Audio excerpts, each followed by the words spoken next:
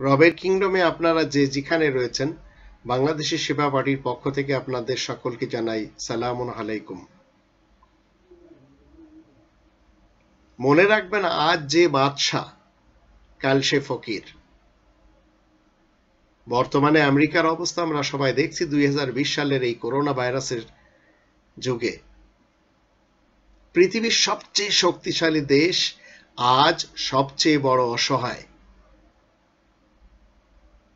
মানুষ যখন খুব বেশি কুকর্ম করে আর যারা জালিম দুর্নীতিবাজদের সাপোর্ট করে, তখন আল্লাহ তাআলার পক্ষ থেকে সমানভাবে আযাব আসে এবং সবাই ঘিরে যায়।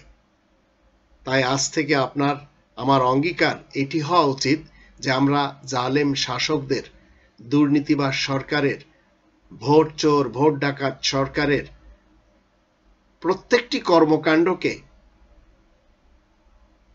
অস্বীকার করে যাচ্ছি। আমরা জালেম শাসকদের সাপোর্ট করতে রাজি না।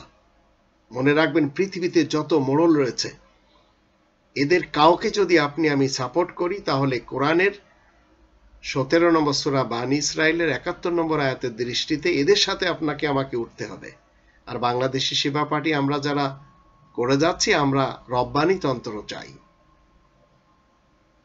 2 নম্বর সূরা আল বাকারার 204, 205, 206, 207 এবং 208 এই আয়াতগুলিতে আল্লাহ কি বলেছেন,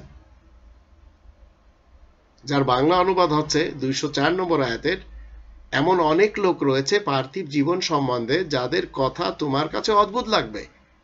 নিজেদের মনের কথা নিয়ে আল্লাহকে সাক্ষী করতে চায়। আল্লাহ বলছেন, আসলে সে ঝগড়াটে, আবার ক্ষমতা পাবার সঙ্গে সঙ্গেই দেশে অশান্তি সৃষ্টির জন্য তৎপর হয়, ফসল এবং বংশ নির্মূল করে। আর আল্লাহ তাআলা ঝগড়াকারীদেরকে মোটেই পছন্দ করেন না। তাকে যদি বলা হয় তুমি আল্লাহ তাআলা তাকে অর্জন করো, তবে অহমিকার দরুন সে আরো পাপানুষ্ঠানে লিপ্ত হয়। সুতরাং তার জন্য দোজখই যথেষ্ট। নিশ্চয় তা বড় জঘন্য বাসস্থান। মানব সমাজের মধ্যে এমন ধারা অনেক লোক রয়েছে যারা আল্লাহ তাআলার সন্তুষ্টির জন্য নিজেদের ব্যক্তিত্বকে বিলীন করে দেয়। এমন বান্দাদের উপরে আল্লাহ বড়ই মেহেরবান। তোমরা যারা ঈমান এনেছ শোনো, তোমরা সবাই ইসলামের শান্তির ছায়াতলে পরিপূর্ণরূপে প্রবেশ করো, আর শয়তানের পদাঙ্ক অনুসরণ মোটেই করবে না। নিশ্চয় সে তোমাদের প্রকাশ্য দুশমন। 95 নম্বর সূরা আত-তিন এর 4, 5, 6, 7, 8 এই আয়াতগুলিতে আল্লাহ কি বলছেন? লাকাদ খালাকনাল ইনসানা ফি আহসানি তাকওয়িম সুম্মা রাদাদনাহু আসফালা সাফিলিন। এই আয়াতগুলির বাংলা অনুবাদ হলো, আমি তো মানুষকে কত না সুন্দরভাবে বানিয়েছি, পরে তাদের কর্মদোষের কারণে তাদের অবনতির নিম্ন স্তরে পৌঁছে দিয়েছি। তবেই তো যারা ঈমান এনে থাকে আর নেক কাজও করে থাকে, তাদের জন্য অফুরন্ত পারিশ্রমিক রয়েছে। তবু তোমার হলো কি? তুমি যে বিচারের দিনকে মিথ্যা জানতে চাচ্ছ? তবে আল্লাহ সকল শাসকের তুলনায় শ্রেষ্ঠ শাসনকর্তা ও বিচারক নন কি? আলাইসা আল্লাহু বিআহকামিল হাকিমিন।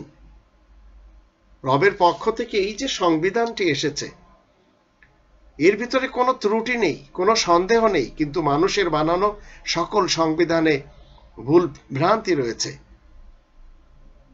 তাই আল্লাহ তাআলার কাছে আমাদের চাওয়া কি?